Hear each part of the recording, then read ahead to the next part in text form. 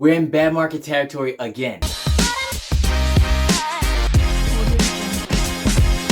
Hey, welcome to Dow Stock Talk, where I talk about topics relating to investing, but more specifically the stock market. In this video, we're going to be talking about bear markets. And by the way, make sure you smash the like button because it helps the YouTube algorithm. It helps you know that this is quality content and help my videos reach a broader audience. And also, if you're interested in finance and investing t-shirts like this, make sure you check out my store, Wall Street Stock Apparel, where I make custom finance and investing t-shirts. Well, first off, what is a bear market? So a bear market is whenever the stock market drops 20% from the high. The average period, it depends on what time frame you're looking at, is between 289 days all the way up into 468 days. Now, the average percentage drop between bear markets is roughly about 30%, but don't worry, in this particular video, I had a whole bunch of insight. We looked at multiple charts and what happened in different types of bear markets and crash. So make sure you stick tuned to the end of the video, and I'll also share what I do during bear markets. So make sure you don't skip the video.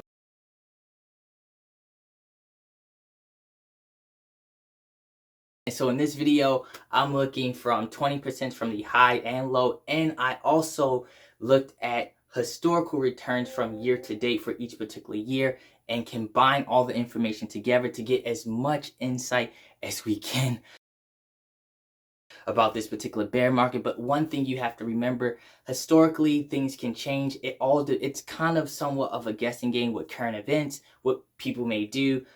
Each particular bear market, it was a completely different situation. But the main concern of this one right now is, of course, fixing the supply chain, interest rates, which makes it harder for companies to borrow money and grow. And that is definitely messing up evaluations. So the primary thing that's causing this bear market now is the Fed's increase in interest rates. Now, what impact does that have?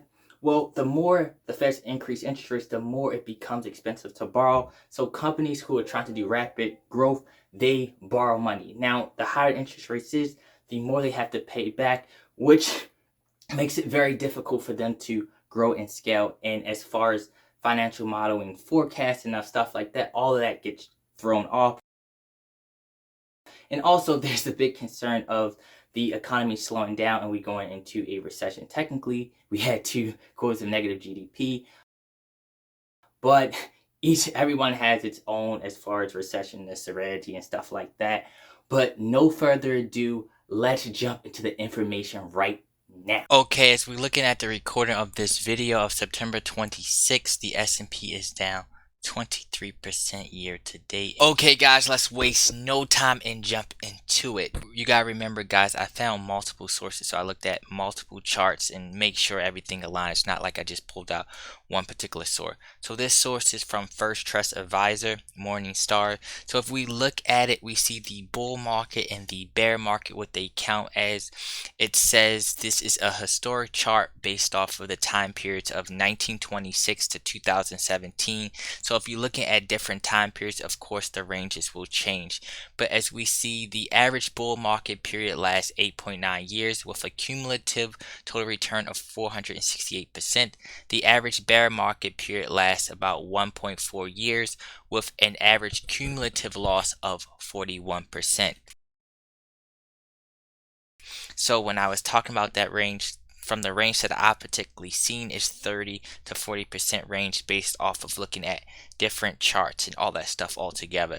Don't worry, compact. And this particular data shows from 1930 to 2017. Of course, the orange would be the bear market, the amount of years that it lasted, and the percentage of decline. So this one, as far as the 1932 was the Great Depression, you should disregard that one simply because new laws and stuff was into play. So that one, we might have to neglect that one. As you can see, that one's the longest. So that could be like an outlier. So that could be why the average bear market would be 1.4. Now, if you take that particular out, it would make it probably much smaller to, I probably want to say about 425 days. 1.4 months is 486 days. But if we disregard this as an outlier, because the Great Depression was a very unique part in history where a lot of laws and stuff wasn't in play, it could be 425. But as you can see, we had, and by the way, if you see these strip lines, those are mean like a recession happened. So most of the time when we go in bear market territory, it's because of a recession. There are 2 times, I believe, here and here, which they were very short, but most of the time there is a recession from the data. As you can see, the recessions with the strips, most of the time bear markets do occur during recessions. Now, as far as what they define as bear market is from when the index closed at least 20% from the previous high through the lowest close reached after it has fallen 20% or more. They consider and this is by definition what they're considering a bull market, from the lowest reached after the market has fallen 20% or more to the next market high. So this is data for the bear market since, you gotta remember, the time period of 1926. Now another one is from Ford. They calculated the average bear market last 289 days. So let's end up scrolling down to see what evidence that they have of that. Now let's click on this to see what type of information that they particularly give us. Now this one, from based off of their charts, and when I say the time period, they're looking at a different time period. Stocks lost 30% on average in the bear market, followed by stocks gaining 114% over a bull market. See, now as you can see, this is where they basing off of 1929 to 2021, where the S&P index declines. And when I say S&P, we can think about it as the total US market, decline of 20% or more. So these are the time periods and the length of days that they particularly last. We've seen, if we can scroll down, and they end up calculating the average of minus down 35% or 289 days.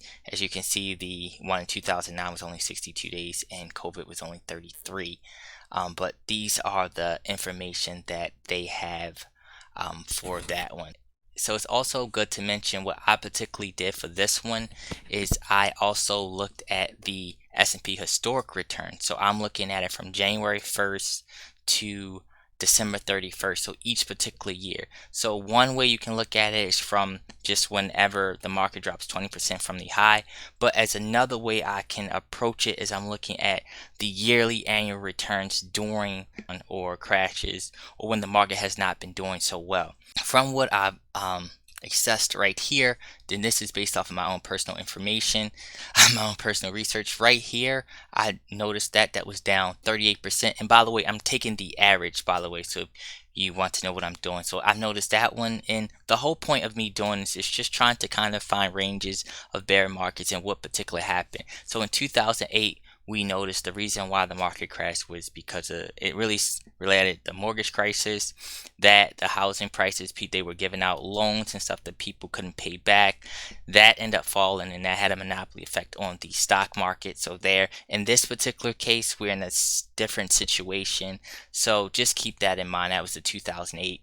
If we've seen the 2000, 2001, 2002, this was through the dot-com bubble. You had a whole bunch of, the internet was on the rise. You had a whole bunch of tech companies. They had crazy evaluations. A lot of these companies really didn't have any substance. They really wasn't profitable. And you had investors pulling tons of money into these companies, and they turned out to be a bust. So there, I count all three because they had 3 negative years. I did the 23, 13, and 10, and I believe I end up getting, about 46%. And you gotta remember, from these groups, from these periods, I'm just going to take the average of that. So we got 38 here, and we also have, I think that I recorded that as 30. Well, I think I recorded this as 40. And we have these three, which I got 46. Now if we scroll down to the one right here, I believe it was some type of oil crisis, oil concern, or something like that. Maybe the economy. I'm not exactly sure what happened in that time period, but from these I have 47%. A lot, and some of these were crashes during that particular time. Keep that in mind. So let's scroll down again. When we scroll down again, we had 1941 and 1939, 1940, and 1941, I believe, and I got 37%. 1937 down 38%, and this was the Great Depression. period, I kind of disregarded that, but that was 101%. So when I end up taking the average, I got a cumulative of roughly about 41.6%, and this is just looking at it from year to date. So I like to look at it from different spectrums. So on one of the ends, as we can go back to this particular chart, it says the cumulative loss is about 41% on average. And if you look at the historic, from based off of my calculations, I have about 41% as well. I want to mention this particular one. They're looking at 1921 to 2021, and that's how they got the 289, and their average is 35. So keep that in mind. So remember, I'm looking for ranges. So ranges, and these are historical data, so things can always change. And the reason why I'm just going over this, so you know that for different reasons, and everything does not necessarily play out. As we look at the pandemic one, was only 33 days. So, and that was simply because the government injected a whole bunch of money into the economy. So it really depends on it depends on events. In this particular one, it's probably going to really rely on as far as inflation. Can the interest rates lower inflation? If not, we will probably see as long as they keep raising rates, it could definitely affect the economy, costing a lot of jobs and stuff like that. So if inflation does not get under control and they have to keep raising interest rates, it can definitely turn into a disaster. But we don't really know how things are going to play out, or whether the Fed change their agenda if things get worse or better. Now let's look at another particular chart. So this one, the first the historic, and remember we're looking at different time frames. This one was from 1940 to 2021. As we can see, the average bear market period in this one is down 32%.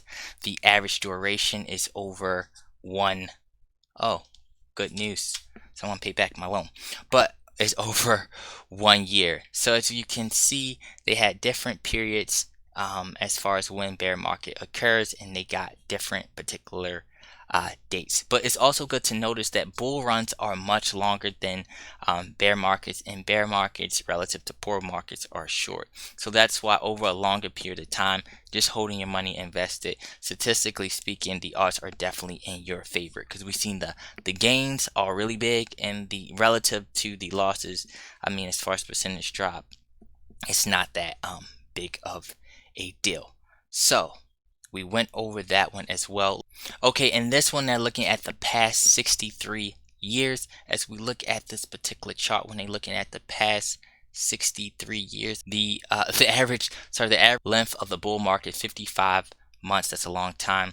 The average loss of bear market, 34%, and the average length of the bear market was 11.7 months. So as you can see, they just kind of divided it up 20% from the high, and bear market, blah, blah, blah. We already discussed it. Yeah, so this was the next one, looking at from 1926.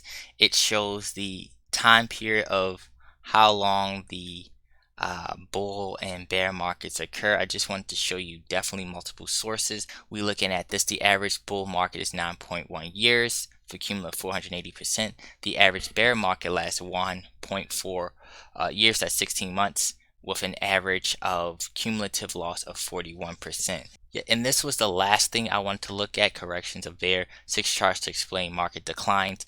I just wanted to, so you guys can look at different charts, just showing different things based off of historics. There has been 6 market corrections since the start of the bull market from 2009, actually showing as far as the time periods that it was. So this is 1, 2, 3, 4, 5. This is some interesting information, and this is from 1948 to 2017. As far as the index being down 5%, the average frequency about 3 times a year, length 46 days. Bear market would be in this category 20. 10 down 10% or more, about once a year, 117 days. 15% about once every 3.5 years, length of 275 days. And the bear market, 20% or more, about once every 6.3 years, 425 days.